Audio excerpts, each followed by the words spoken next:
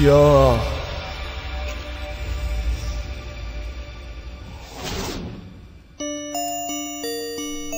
MC Tycho.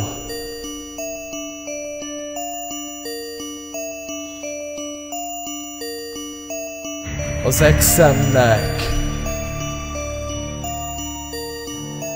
Figyeld!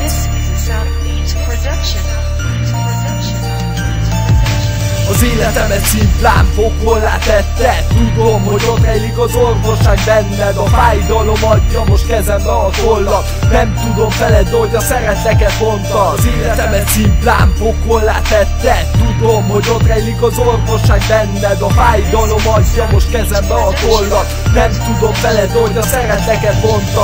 Folyton már a levegő, mint nektek a klorofil. Az életem csak egy szinkronizált horrorfilm. Az élet az író, ez az eredeti változat. Te vagy a gyilkos, én pedig az áldozat. Testem még mozog, de a lelkem vérbe fagyva, profil lett megölve, hisz nem volt, aki félbeadja egy lelketlen bábból. Sugározzak szavakat, összetört és suttogom, csak téged akarnak. De te csak nevetsz, tehát csak játék volt minden egyes szavad. Leplezte el szándékot, komolyan gondolom és komolyan érzem. Mikor elhagytál, eltűnt a lelkem a térben. Odakint lebeg, most is elvették az értelmét. Eldobta a lány, kiért feladta az életét, ja.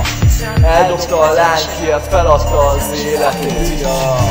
Az életemet szimplán pokollá tette. Tudom, hogy ott rejlik az orvosság benned. A fájdalom adja most kezembe a tollat. Nem tudom feled, hogy a szeretleket mondta. Az életemet szimplán pokollá tette. Tudom, hogy ott rejlik az orvosság benned. A fájdalom adja most kezembe a tollat.